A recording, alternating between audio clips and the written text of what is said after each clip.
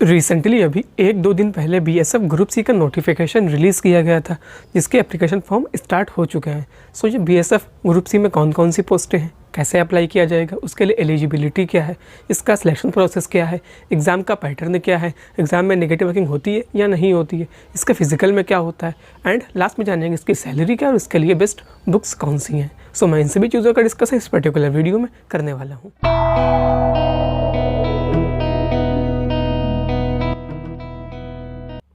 So hello everyone and welcome back to our channel Faiz learning board. So मैंने सारा कुछ लिख रखा है बोर्ड के ऊपर, चलते हैं फिर सीधे अपने बोर्ड पे। एंड उससे पहले एक चीज़ समझने की कोशिश करिए, ये बीएसएफ ग्रुप सी होता क्या है। चलो जानते हैं बीएसएफ क्या होता है। बीएसएफ मीन्स होता है बॉर्डर सिक्योरिटी फोर्स, बीएसएफ यानी कि बॉर्डर सिक्योरिटी फोर्स। ठीक है, बॉर्डर्स की ये फोर्स होती है। इसका वर्क क्या होता है, इसका जो वर्क होता है वो इंडिया पाकिस्तान के बॉर्डर पे होता है एंड इंडिया बांग्लादेश के बॉर्डर के ऊपर बीएसएफ का वर्क होता है। यानी कि इसकी जॉब प्रोफाइल इस तरीके से होती है। इसके अंदर कई ग्रुप की कैटेगरीज की जॉब होती है, group A, group B, group C. ये ग्रुप सी लेवल की वैकेंसीज आई हुई हैं। बात क्लियर हुई। चलते हैं आप सीधे अपने बोर्ड पे। देखिए, अगर आप इंटरेस्टेड हैं सो आपको इंपॉर्टेंट डेट जाना बहुत ही ज़रूरी है। जिसके एप्लीकेशन फॉर्म है वो 15 नवंबर से स्टार्ट हो चुके हैं। ठीक है, जो इसकी लास्ट डेट है वो 29 दिसंबर 2021 है, यानी कि काफ़ी अच्छा खासा टाइम है। लेकिन अगर आपको अप्लाई करना है सो 29 दिसंबर से पहले ही आपको अप्लाई करना है। ठीक है, क्या लास्ट डेट है, इसकी लास्ट डेट है 29 दिसंबर 2021। उससे पहले आपको अप्लाई करना अगर आप इंटरेस्टेड हैं और आपकी एलिजिबिलिटी आ रही है। अगर बात की जाए इसका एग्ज़ाम डेट की, सो एग्ज़ाम अभी इसका फिक्स नहीं हुआ कब एग्ज़ाम होगा। जब हम आप समझ सकते हैं कि दिसंबर में फॉर्म एंड होंगे, यानी कि फॉर्म क्लोज होंगे, तो आप मान सकते हैं कि फरवरी या मार्च में इसका एग्ज़ाम हो सकता है। अभी कोई फिक्स नहीं हुआ है। ठीक है, चलिए अब जानते हैं इसकी एलिजिबिलिटी के बारे में।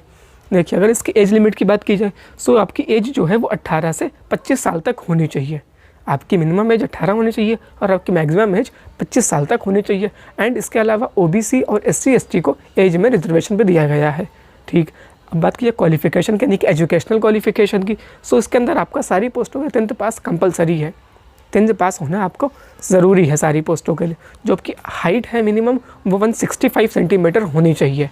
165 सेंटीमीटर कुछ पोस्टों के लिए होनी चाहिए और कुछ पोस्टों के लिए 167.5 सेंटीमीटर, यानी कि आप मान सकते हैं कि 168 सेंटीमीटर होनी चाहिए। ठीक है, ये आपकी एलिजिबिलिटी वगैरह आपकी ये आ रही। और एक और चीज़, जो आपके मार्क्स होने चाहिए वो मिनिमम 45% होने चाहिए। 10th के अंदर मार्क्स आपके मिनिमम 45% होने चाहिए। अगर आप SC ST से आते हो तो आपके मार्क्स 40% होने चाहिए मिनिमम। ये इसकी एलिजिबिलिटी थी। अब जानते हैं इसकी फ़ी के बारे में। जो इसकी फ़ीस है वो 100 रुपये रखी गई है। ये सिर्फ ओबीसी के लिए है, जनरल के लिए है एंड ईडब्ल्यूएस के लिए फ़ीस है। SC ST या फीमेल्स के लिए कोई फ़ीस नहीं है। ये वैकेंसीज़ जो हैं ये बोथ यानी कि मेल एंड फीमेल दोनों के लिए हैं। सो इसके अंदर फीमेल्स कोई फ़ीस नहीं है। ठीक है, यानी कि सिर्फ fees OBC, EWS, general category के लिए। अगर इसके अंदर टोटल पोस्टों की बात की जाए तो इसके अंदर टोटल 72 यानी कि 72 वैकेंसीज़ इसके अंदर हैं। ठीक है, अब जानते हैं इसके लिए डॉक्यूमेंट कौन कौन से आपको नीड होगी अगर फॉर्म फिल करेंगे। सबसे पहली चीज़ इसके अंदर आपकी 10th की मार्कशीट। जब सिंपल सी बात है, क्वालिफिकेशन 10th है तो 10th की मार्कशीट लाना ज़रूरी है। और एक और चीज़, कास्ट की बात की गई तो आपका कास्ट सर्टिफिकेट यानी कि आपका जाति प्रमाण पत्र भी लगेगा। 10th की मार्कशीट, कास्ट सर्टिफिकेट एंड आपका फ़ोटो, साइन, थंब, ये सब लगना, क्योंकि फॉर्म ऑनलाइन फिल किया जाएगा। सो ऑनलाइन में आपका हमेशा लगता है थंब, साइन, फ़ोटो लगता ही है। ठीक है, बात के लिए फॉर्म जो इसका है वो ऑनलाइन फिल किया जाएगा। जो एयरफोर्स ग्रुप सी की होती है वो ऑफलाइन मोड में होता है, लेकिन इसका ऑनलाइन मोड में इसका फॉर्म फिलिंग होगा। ठीक, अब चलते हैं आगे और जानते हैं इसके लिए पोस्ट कौन कौन सी है इसमें और पोस्ट के अकॉर्डिंग क्वालिफिकेशन क्या है उनकी। तो पहले इसके अंदर जो पोस्ट है वो है हेड कांस्टेबल की, यानी कि कांस्टेबल एक होता है, उसके ऊपर की जो पोस्ट है हेड कांस्टेबल। इसके लिए आपका 10th पास तो कंपलसरी, उसके साथ ही साथ आपका ITI का सर्टिफिकेट भी होना चाहिए। कोई भी ट्रेड से उस मैटर नहीं करता, बस आपका ITI सर्टिफिकेट होना चाहिए। और साथ ही साथ आपका 3 ईयर आपको जिस फील्ड का आपका साफ सर्टिफिकेट है उसी के अंदर आपको 3 साल का एक्सपीरियंस भी होना चाहिए। यानी कि आप कहीं ना कहीं जॉब कर रहे हैं, आपका एक्सपीरियंस सर्टिफिकेट भी लगेगा इसके अंदर। 3 साल आपको एक्सपीरियंस होना चाहिए उसी फील्ड के अंदर। सो आप हेड कांस्टेबल के लिए पोस्ट के लिए अप्लाई कर पाएंगे। अगर आपके पास सिर्फ ITI सर्टिफिकेट है, एक्सपीरियंस नहीं है, तो सिर्फ आप कांस्टेबल की पोस्ट के लिए अप्लाई कर पाएंगे। कांस्टेबल के कोई भी कोई भी फील्ड से हो उस मैटर नहीं है, बस आपका ITI सर्टिफिकेट अगर खाली है और सिर्फ आप कांस्टेबल की पोस्ट के लिए ही अप्लाई कर पाएंगे। और इसके अंदर एक और पोस्ट है ASI, यानी कि असिस्टेंट सब इंस्पेक्टर की भी पोस्ट है, जिसके अंदर आपको डिप्लोमा मांगा गया है। इसके अंदर कोई भी कैटेगरी, यानी ज़्यादातर शायद सिविल से होना चाहिए या मैकेनिकल से आपको डिप्लोमा होना चाहिए, तब आप ASI की पोस्ट के लिए अप्लाई कर पाएंगे। बात कीजिए इसका क्वालिफिकेशन 10th के पास तो होना चाहिए, उसका साथ ही साथ आपका ITI सर्टिफिकेट या आपका डिप्लोमा होना चाहिए, तभी आप इस पोस्ट के लिए अप्लाई कर पाएंगे BSF ग्रुप सी की। अब चलते हैं आगे, अब जानते हैं इसका सिलेक्शन प्रोसेस के बारे में। इसका सिलेक्शन प्रोसेस 4 स्टेज में कंप्लीट होता है। सबसे पहला क्या होता है, आपका रिटन एग्जामिनेशन होगा, जो कि ऑफलाइन मोड में होगा। रिटन एग्ज़ाम कैसा होगा, आपका ऑफलाइन होगा, पेन पेपर बेस्ड आपका एग्ज़ाम होगा। उसको क्वालिफाई कर लेंगे देन आपका फिजिकल होगा। अगर उसको भी क्वालिफाई कर लेंगे देन आपका मेडिकल होगा। अगर मेडिकल में अगर फिट होंगे देन आपका नाम मेरिट लिस्ट में आ जाएगा। अगर आपका नाम मेरिट में आ रहा है देन आप इजीली इसके अंदर ज्वाइनिंग ले लेंगे। जी, इसका पूरा प्रोसेस होता है सिलेक्शन का।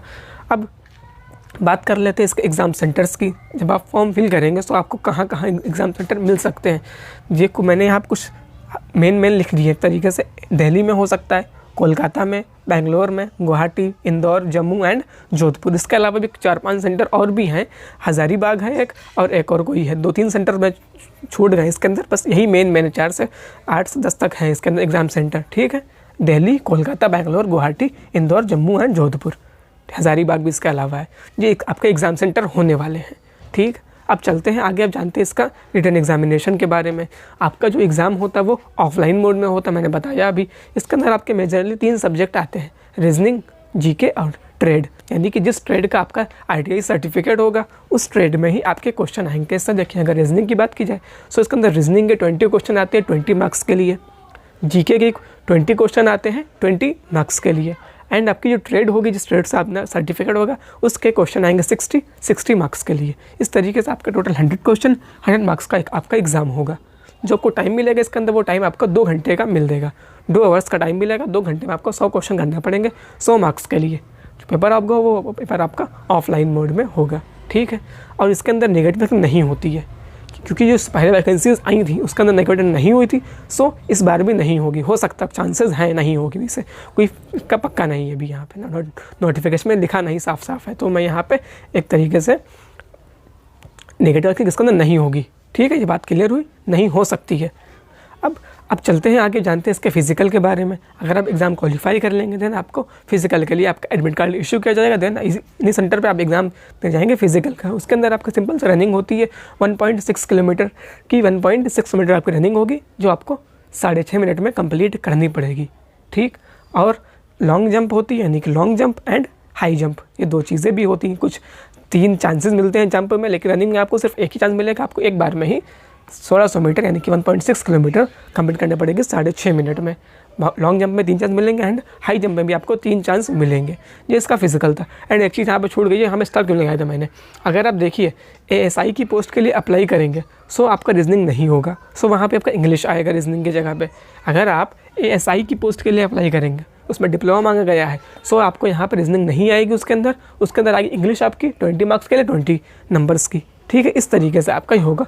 एंड एक और चीज़, अगर आप ASI की पोस्ट के लिए अप्लाई करेंगे तो आपको रनिंग जो है 1.6 किलोमीटर की, वो आपको टाइम मिलेगा 10 मिनट्स का, यानी कि आपको 10 मिनट के अंदर कंप्लीट करनी पड़ेगी। कब? जब आप ASI की पोस्ट के लिए अप्लाई करेंगे तब। अदरवाइज़ आपको हेड कांस्टेबल की पोस्ट के लिए 1.6 किलोमीटर के आपको 6.5 मिनट मिलने वाला है। बात क्लियर हुई? बाकी सब फिजिकल लगभग सेम ही है ASI तीनों पोस्टों के लिए। ठीक, अब चलते हैं आगे, जानते हैं इसकी सैलरी के बारे में। सैलरी काफ़ी अच्छी खासी है, काफ़ी लोग इंटरेस्टेड सैलरी के रिगार्डिंग होते हैं। जिसका सैलरी है वो 21,700 से लेके 69,100 के बीच में है, यानी कि आप मान सकते हैं कि जो मिनिमम सैलरी है वो 21,700 है। काफ़ी अच्छी खासी सैलरी। इसके अलावा आपको इसके अंदर और भी अलाउंसेस प्रोवाइड किए जाते हैं, जैसे TADA, आपको पता ही वो सब चीज़ें।